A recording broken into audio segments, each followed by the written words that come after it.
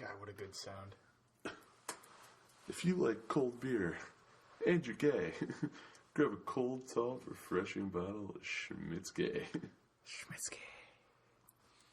We are live from a basement in Chesterfield Township, Michigan. We're not actually drinking Schmitzke. No, fuck no. We're drinking Lud Bite. Lud Bite. I don't think they'll sue us. It's better than Liller Mite. Touche. Yeah, touche, Baggy. Touche. We're going to talk a little bit about UFC Fight Night 105 in Halifax, Nova Scotia, Canada. How's she going, eh? That is UFC? so fucking far from us. That is, honestly, compared to most, like, when percentage-wise, when I saw it was in Canada, I was like, maybe we should look into going to the fight. Definitely. And then I pulled it up, and I'm like, that's an 11-hour drive. Or, no, it was like 20-hour drive. I'm like, fuck that. I'm pretty sure it's like a 20-hour drive, and then we need, like, a ship. Because it's like Nova Scotia. It's east of Maine. Nova Scotia, I saw something like every part of Nova Scotia is within 60 kilometers of water. I was like, oh, fuck, yeah, we're not making it there. So we're poor. Maybe Nashville. We'll see what's up. Maybe we get some more listeners, then we won't be poor. Goddamn listeners. If 4 out of 5 listeners weren't me, everything would be great. I'm 0 of them. I haven't actually listened. I'm just clicking. But yeah, you have. Once. One out of 4 listeners listen all the way. One out of 4 dentists would recommend. So we're going to talk about main event, Derek Lewis, the Black Beast, versus Travis Brown. We were talking a little bit about that on episode 4.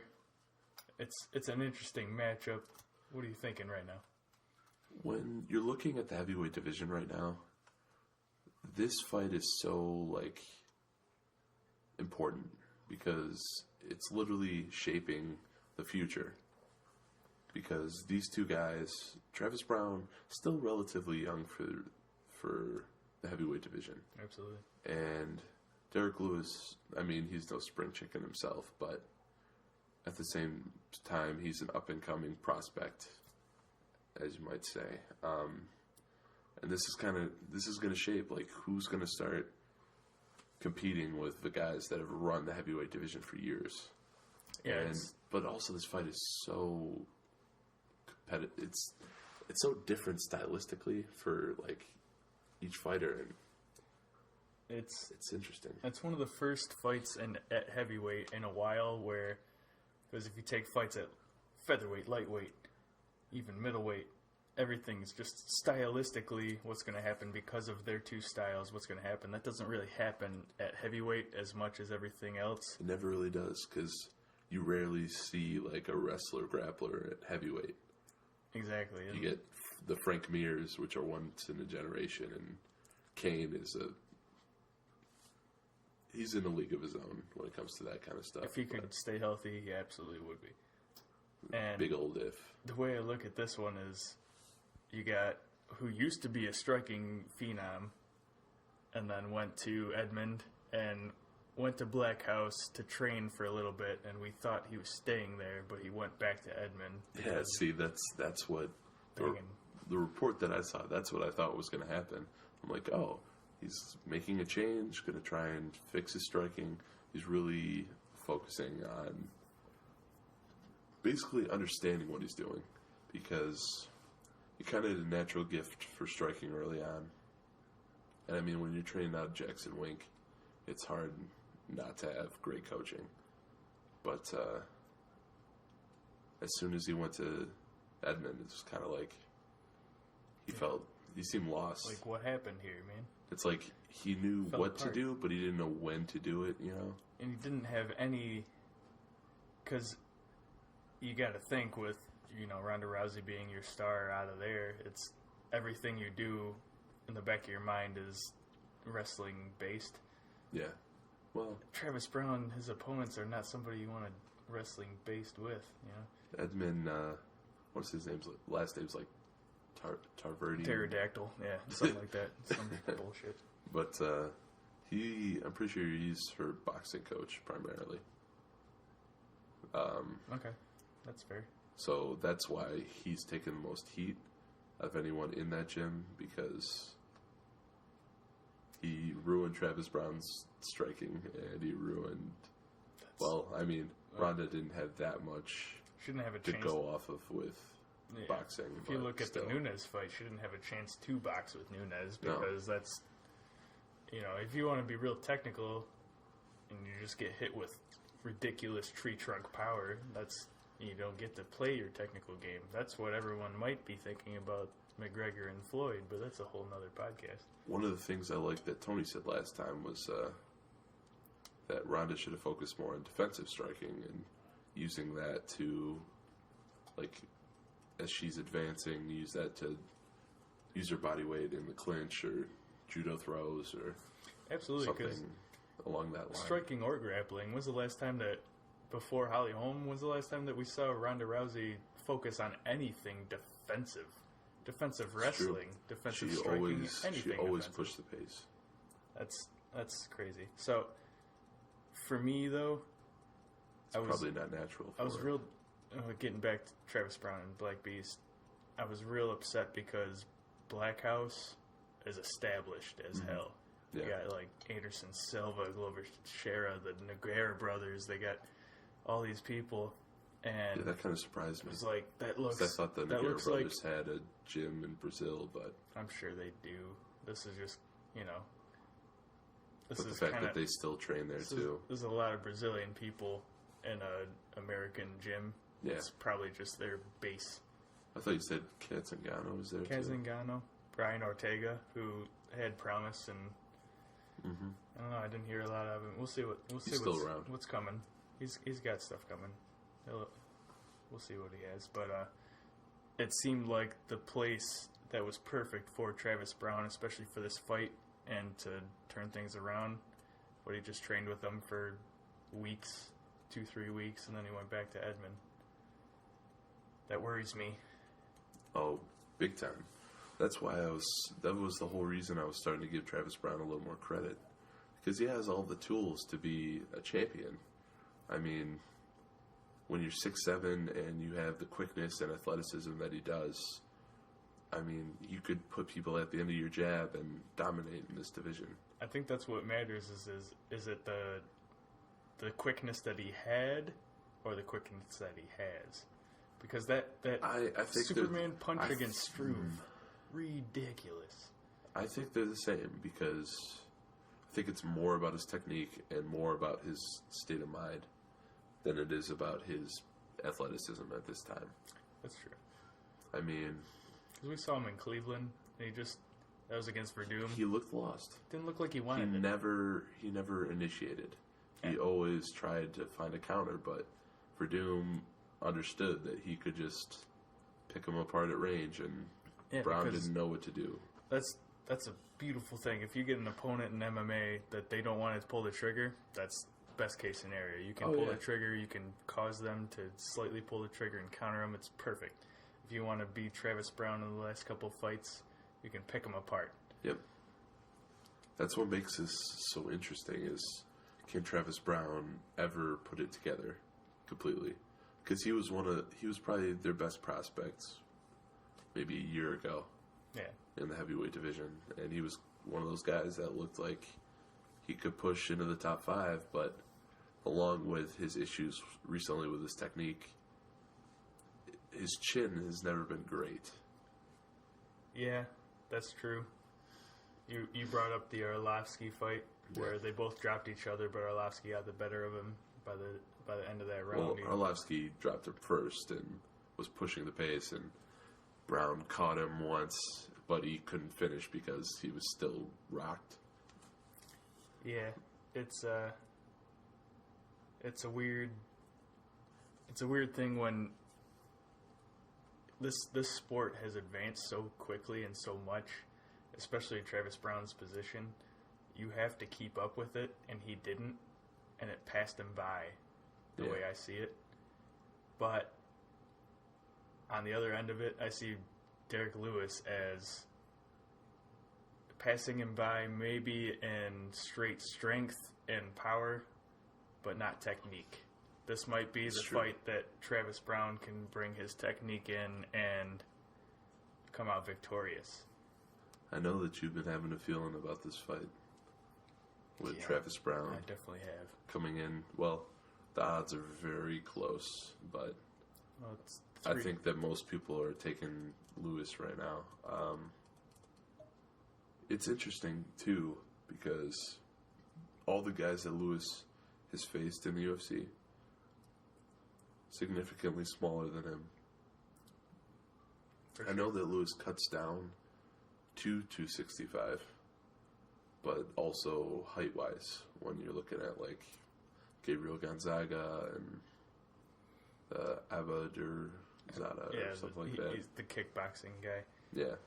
The thing I want to point out, smaller than him. The thing I want to point out about Abdurakhimov, something like that. Yeah. He, so that was the first time where it was like, oh, well, see, Derek Lewis went into the 4th round and still finished him. Oh, that was a 5-round fight, and he went deep. Wasn't it boring? Abdurakhimov has about the same cardio, if not worse, than Derek Lewis. Travis Brown, to me, has better cardio. But not saying a ton. if he can't put together, offense against this guy, it doesn't matter if you have better cardio if you're just going to let him, control each round. I think one of the biggest factors is whether he's afraid of Black Beast's power. Mm-hmm. Because that could be a main factor. If Brown starts to get cocky and the gap closes a little bit in range, he starts to throw things that aren't just straight 1-2s, that Lewis lands an overhand right and I think could finish the fight at any time. The reason I see it from the UFC standpoint, and I agree that the fact that this is a good main event for this card after losing the Struve Dos Santos fight, is so you have Derek Lewis, who, if it comes to it, can take it to the ground and put it away. That's not what he wants.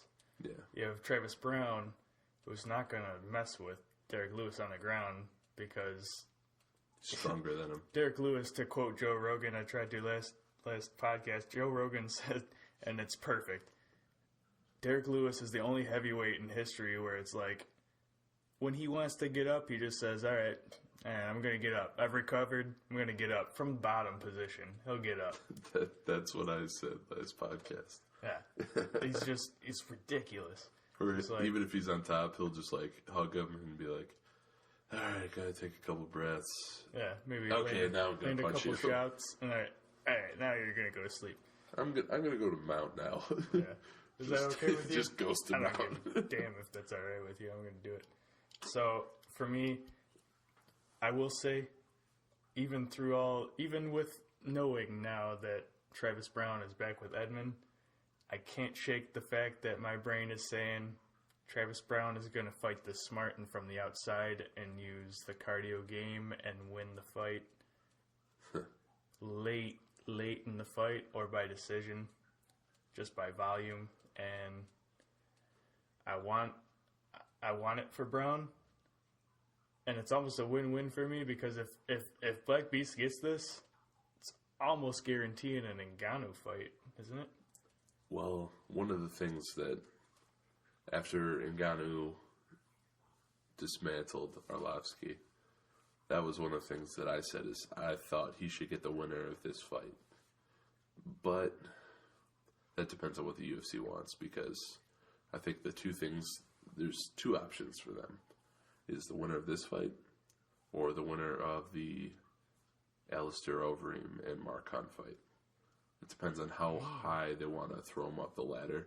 I see that. And whether they want to knock down one of their prospects, or they want to throw him at an established veteran that's not quite in the title picture yet.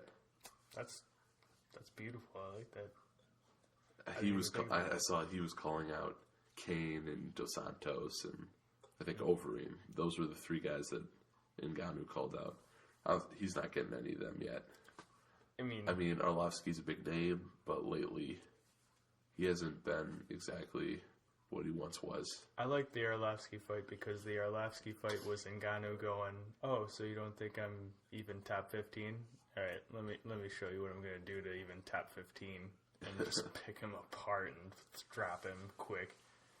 Coming off at Hamilton, which... It felt like a man against boys. What's beautiful about the Arlovsky fight is Hamilton, was it before or after the Ngannou knockout of Arlovsky that Hamilton got comatose by that Fortuna guy that stepped in to replace somebody? Because... Same card? Was it the same card? Or it was after? It was real. It was very close. It might have been the next card after. And when Hamilton folds up like that after getting that shot to the temple by Fortuna, a guy that's 20, 30 pounds lighter than him, that almost discredits that Kimura that Ngannou put on Hamilton. And immediately he just says, oh, okay, you didn't believe in that? Puts Arlovsky away in such a quick fashion that nobody could with Arlovsky. I think the Ngannou-Arlovsky fight was first, but I totally understand where you're coming from. Yeah, it feels like that fight did happen first. Honestly, I think Ngannou was just getting cocky, and he doesn't think that people believe that he could actually do it. But honestly, for like the fourth time that I've said this on this podcast, because he comes up every single time. He has to. Because he's one of the most intriguing prospects in the UFC. Absolutely. He is just so impressive. Not to mention his power is unreal. He was a homeless man. He was a homeless man that came into a boxing. I didn't know that. He was a homeless man, came into a boxing gym in France, said, I want to box. And they went, well, you can't pay for it and you're homeless, but we're not that busy, fine. And immediately they went, oh, he's a physical specimen. All right, maybe we train you a little bit. Try MMA. Have you heard of MMA? We'll try MMA. He's like, all right, whatever. He rolls with one of their best, at around Francis's weight wrestlers. Francis throws him around, and they go, oh, fuck, all right, we're going to get around this guy. we're gonna sport this guy all the way, man. And now he's knocking at the door of top 5 contention in the heavyweight division. It's so interesting because this is one of the weakest divisions in the UFC, top to bottom. But for sure, he's probably the best prospect coming up of any of them. I don't think there's an argument against that. Yeah, and I'm surprised that more heavyweights aren't like bigger buys. I don't know if it's because of the speed or because sometimes the pace can be lesser, but when you're looking at the top, like, again, bringing up the Junior Stipe fight, that was so impressive. Absolutely. And literally any of Kane's fights, Kane and Junior, I guess the way I might look at it is, as somebody that's not into it as much as us, the average fan maybe looks at, flyweights as somebody that can't knock somebody out. Mm-hmm. Flyweights as somebody that can't finish a fight. Yeah. And heavyweights is almost like too big to have the cardio to put somebody away. Do you think that's there? Just based on their track record in the last year and a half, maybe. It's literally like, it's either going to be a knockout or, they gas, and then it's not entertaining. That's true. That I understand. You're absolutely right. If it's not a first or second round knockout, then it's a boring fight. And people are impatient as fuck lately. But I invite them to get UFC Even Fight Pass. Dana White. Dana White. Dude, Jesus Christ. With the last card. Dana White would literally... What were his comments about it? That his favorite part of UFC 208 was the plane ride home. That upsets me so hard. But it's almost good to have your UFC president saying stuff like that because he has the mindset of the, less than average fan. Yeah. My only issue, Dana White was probably upset. I mean, upset with the fact he was upset with the Woodley Thompson fight. Yeah. Which you and I think was fucking phenomenal. Yeah. We thought that was a fantastic for fight. a reason. We think that's contender for fight of... Maybe not. No. Fantastic fight. You would need a winner, but... But, alright, let's make this a fact. It was the third time in 24 years of the UFC, third time in all of history of title fights that it went to a draw. Mm-hmm. Is that not beautiful? Yeah, there's something to be... I'm not denying that. There's something beautiful behind that even the president of the UFC, Dana White, doesn't see. And that's fine, because he's the voice for people that aren't into it as much as us. But you have to have that, like... What's the word I'm looking for? You have to look at it through our eyes, like we don't see. Need to have that MMA intelligence. Yeah, that's as good as I can get right now. This is a lot of appreciation for the sport. There's a lot of Lud fight right now. Bud Light. Lud fight. Lud bite. It's Bud Light. He's drunk. Let's move on, since it's been 20 fucking minutes, too. Johnny Hendricks and Hector Lombard. I want to bring up my new feelings about this fight. So what are you at right now? Since we podcasted with Tony and Gotti. I have not changed them, but it's gotten closer. In my mind, Lombard was decisively the better fighter on paper over the last few fights. Lombard could easily be on a 2-0-1 fight winning streak. Right. And that's honestly, Henderson doesn't catch him with that back elbow. That was lucky as well. If Henderson didn't have the credibility with the refs that he does, as being a guy that can take a few shots and survive. That's true. You're saying that they didn't call that fight in the first round. That's what they do. Is same thing with the Magny fight. If it's like an opening fight on a card where it's two, guys that are just entered the UFC, those guys will, if what happened to Hendo happened to one of them, they would have called that fight. Yeah, no, but I like that you brought that up, because the Magny fight too, because they were pretty behind Magny, and I think took a lot of shots. I think you agree that probably should have been stopped Lombard was just putting him away in the first round. Magny was not there.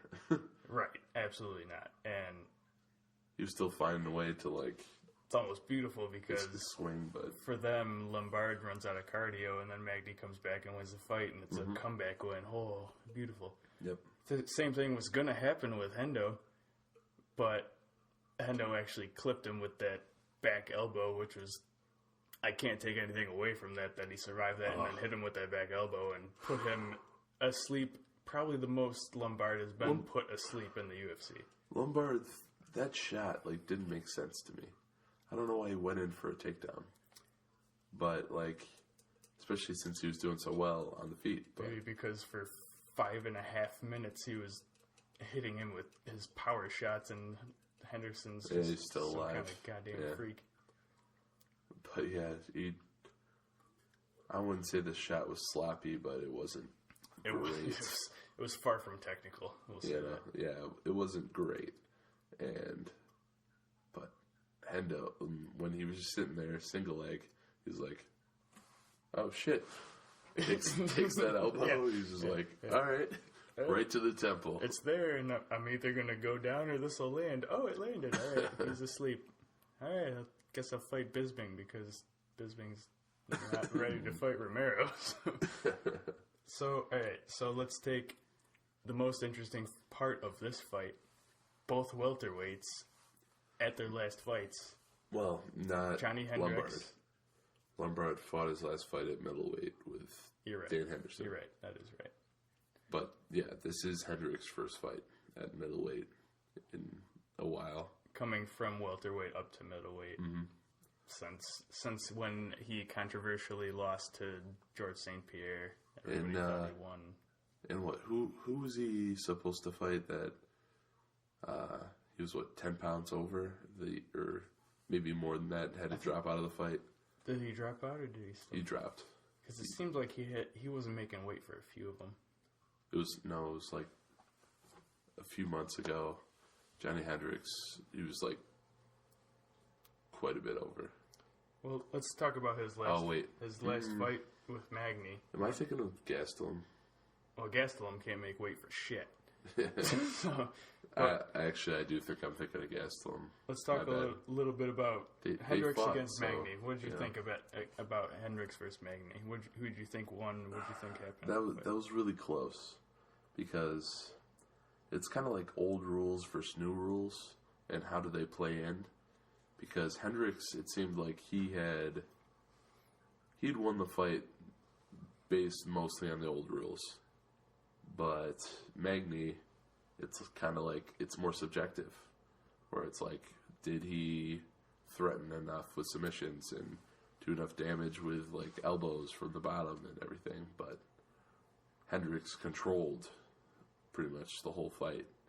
So it's kind of like, it's a toss-up. I mean, I had Hendricks, but it's literally how the judges view these new rules. It's kind of interesting because I remember that was the night of Garbrandt upsetting Cruz and Nunes shouldn't have been a fucking upset, but upsetting Rousey. So, and that was with the old rules instilled. Yeah. Technically.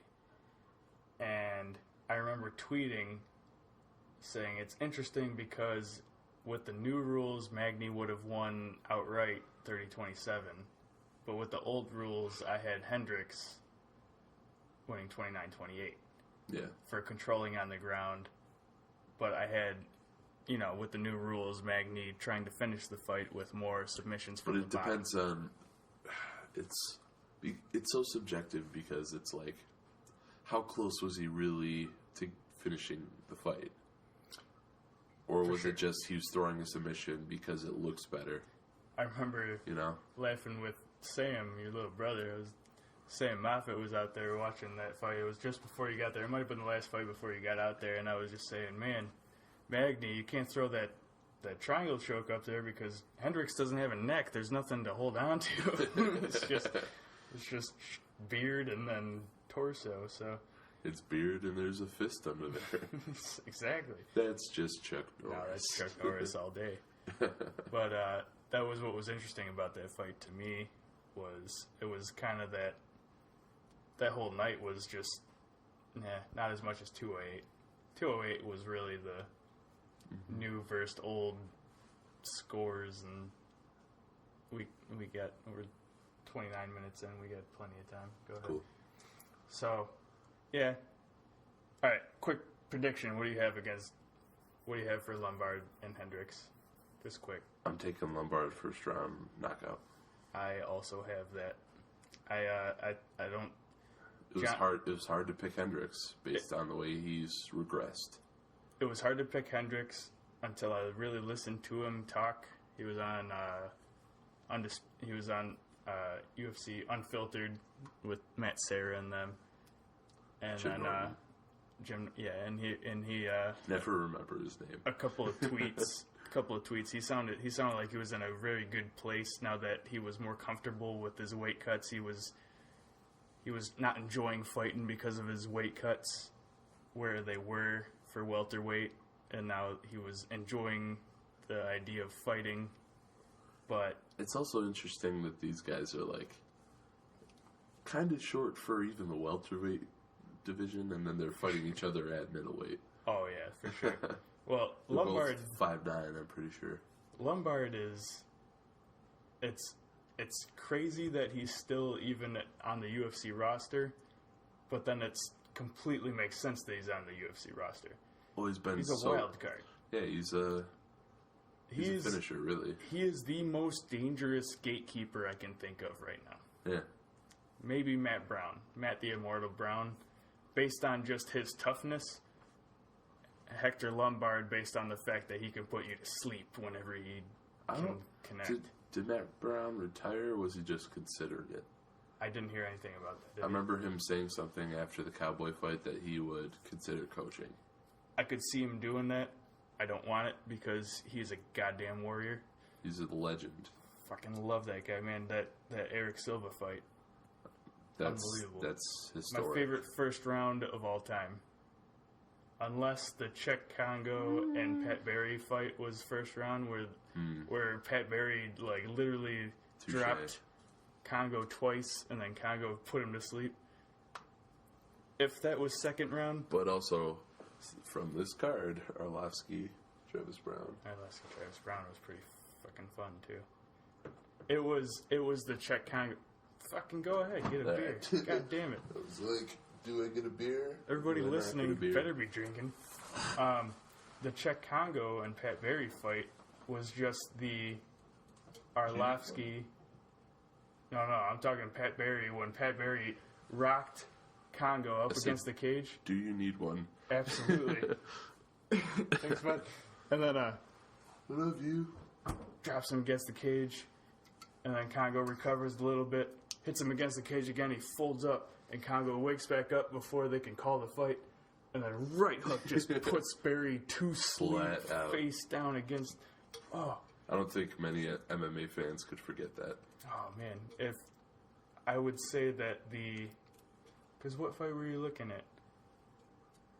All right, let's open the beers. Great sound. It was actually ranked in the top 10 most relaxing sounds of U.S. history. Really? It was number 8 in U.S. history is the crack of a cold beer. Who said that? Literally. Was it Joe Rogan? It was on Dave and Chuck the Freak. That would be number 1. It was on Dave and Chuck the Freak. So that's... They reported it, but it's coming off of like a notable source that was not based out of Michigan even. Huh. Because we drink beer because that's all we have. But... yeah. Anyway. I would say that the Matt Brown versus Eric Silva fight, the only thing it was missing was that finish. And the Congo Barry fight had that finish. Touché. So, let's move on. What do you think? What do you think are the next most exciting goddamn fights of Fight Night 105? It's tough. I mean, I think the Sam Cecilia Tucker fight is going to be a good fight, but let me I don't think that's as interesting as some of the others. While we're on it, before we skip past it, do you think Sam Cecilia is where he is just because he is if he wins, it's a knockout guy? I mean, it doesn't hurt. Doesn't hurt. It absolutely doesn't. I mean, he was doing really well until he got knocked out by the Superboy, Dooho Choi. Oh, that's right. That's right. That's what really set him back. And then he got submitted by Benitez, I want to say. Yeah, it was... Yeah, Dooho Choi is who really slowed him down. Yeah. Because they were all behind him. So it's kind of an up-and-coming prospect from Canada, of course. Who use their hands. Yeah. Which helps. Versus kind of I want to say gatekeeper, but a middle-of-the-pack kind of guy, and whether he can rebound and maintain his career, or whether the UFC will cut him. I like these kind of fights. These are the kind of fights that are usually on every card where both guys have a lot to lose, a lot to win. Yeah. I just don't think that it's the third fight of the card. Yeah, sure. That kind of surprised me that was a main card fight. I think they think it's going to be exciting enough that it'll make up for it. Yeah, I'm just on average, I would find a few fights on this card. But what I'm looking forward to more is the Theodoro Ferreira fight. That's a wild card. Two very athletic middleweights that are on the cusp of the top 15, and Theodoro, he's only on a 1-fight win streak with a rebound fight against Sam Alvey, which is his only loss. No, he lost to. I want to say Brunson. Nice save.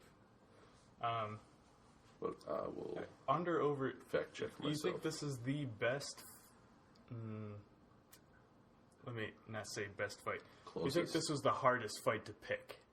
Yes, it was definitely the hardest fight to pick. Actually, Theodoro lost to a guy on this very card. Thiago Santos. That guy. Because he had a long layoff That fight. That guy's weird. We'll get to him in a minute. Yeah. So we have Theodoro with a record of what? 13-1. 13-1. Literally, the only loss is Thiago Santos. Yep. That's crazy. I knew it was only one loss, but I thought. And then Cesar Ferreira has won 3 straight. Since changing. He had, because I remember the first fight after changing. It was such a big thing that he changed the way he was fighting in his camp and everything. He's fighting in the camp where the only other person that anybody even recognizes is Derek Lewis. Yeah, I was going to say. Derek Lewis is a goddamn beast, but that's not a great selling point for your training camp, is it? And he had lost 3 out of 4. And I'm assuming that's probably when he changed camps. Yeah. And then he defeated Alawale Bengmosi. Oh, Bengmosi. Yeah, he was just exciting guy that they brought in. Yeah, didn't have pure any striker, success. and he didn't have anything past the first round. Yeah. I actually picked that guy, but he was that impressive knockout he had, of course, I forget who it was against, but I absolutely picked him too. And then he did some karate moves and then a head kick. yeah. Tiger claws, kick to the face. He just faked him out and then head kick and put him straight out and beat Anthony Smith and Jack Hermanson. One of those was on the that fight morning card before the Michigan State March Madness game where I got literally fucked. Not literally. No, honestly, in every way, but literally, I was fucked. There you go. So, but this is so interesting. Yeah, because I want to say Theodoro is more of a kickboxer. He uses his kicks well, likes to control distance.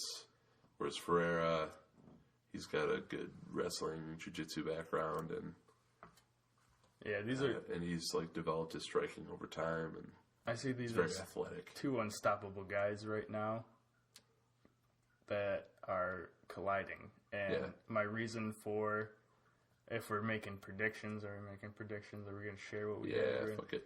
I got Theodoro getting the best of him based on the fact that Theodoro had better fights with better fighters versus Ferreira with guys that, Alex Smith was...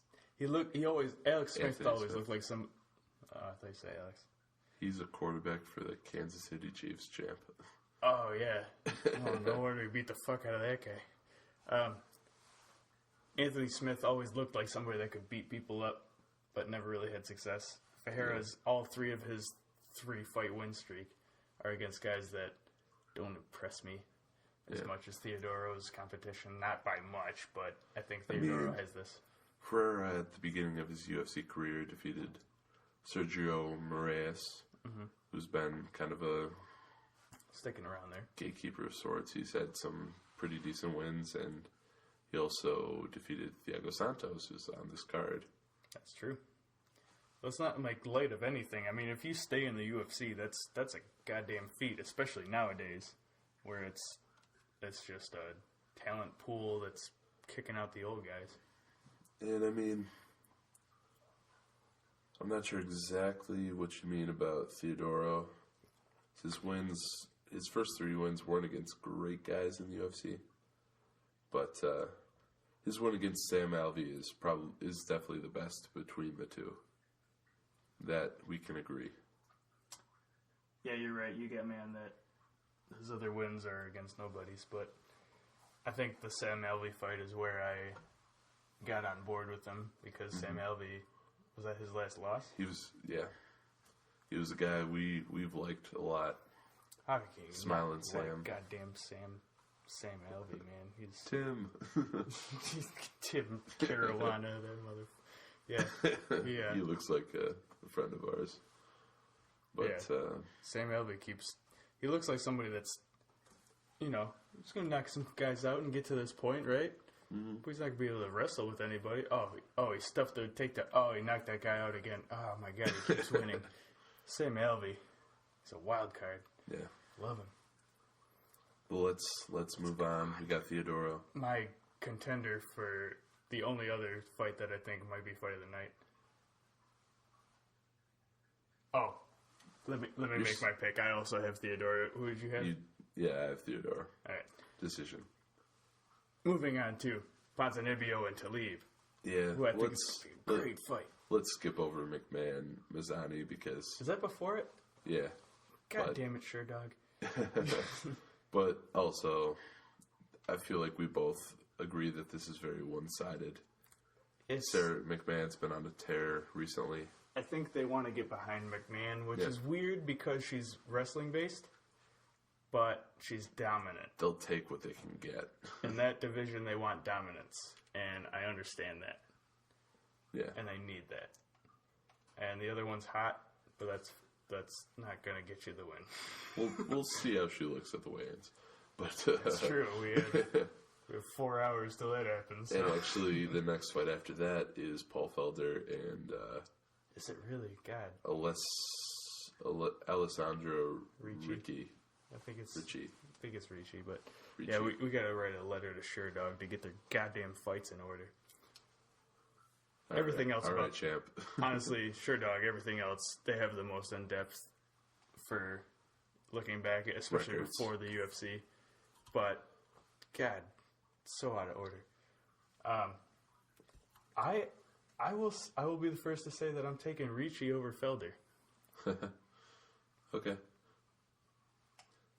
Oh, I feel less good Felder now. won a couple fights against solid competition, and then he dropped one to a very competent Francisco Trinaldo, who's been fighting very intelligently lately, who's scheduled to fight a hometown guy, Kevin Lee, Yeah, coming up. we kind of need that one because we want some fights in Detroit, man.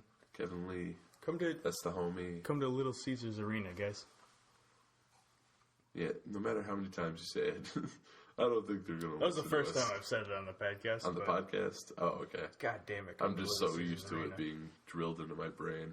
I'm very sick of trying to drive across country to see any of these fights. So, Yeah, I know.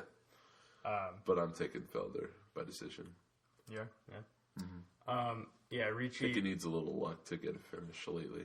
Ricci seems to be a tall fighter that doesn't use his Same reach height. smart. Is he? But I'm saying his style is Okay. like that tall, stand up straight. Yeah. Your chin's exposed. But I don't know what it is. I can't get behind Felder after his last few fights. Yeah. That I think he won't be able to pull the trigger against Ricci, and Ricci's just gonna and take over the fight, volume, and then take him down and control him, and it's gonna be all Ricci. Good. I'll catch up a little bit. Yeah, hopefully.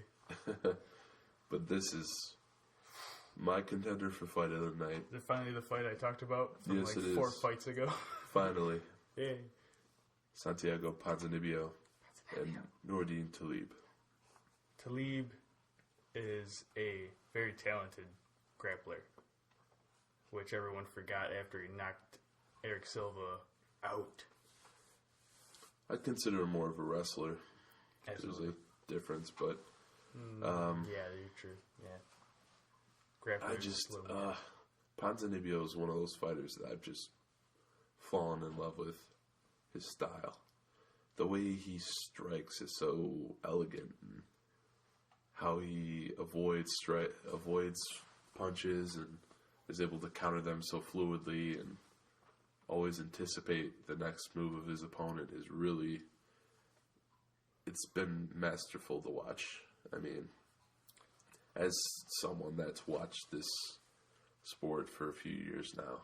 As intensely beautiful. as we have. And Ponzinibbio for me is that guy that's like, man, they really don't get behind him. They don't talk much about him. Yeah, and he hasn't Every had a single fight in a fight while night. either.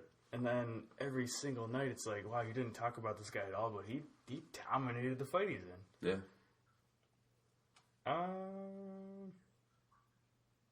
I think we might consider starting a second podcast that's going 20 minutes. What do you think? Have we already gotten We're at this 45 far? minutes. Jesus Christ. All right. It felt good. We haven't even finished this We one. listened to it and it's like 12 minutes of silence, but we'll see how it is. No, it won't. Trust me. No, But I think it was good. I think it was real good. yeah, let's do that halfway do that? through the card. Let's take We'll finish that up. It'll be another 25 minutes of just that. and then we'll go into the rest of the We got more anime to say. world. Tune in. Episode 5. Yeah. Cutting it off. Thanks, guys. Thanks for listening. Yeah, and thanks for listening. For we'll see the you in a very few people that have. couple minutes. See you guys.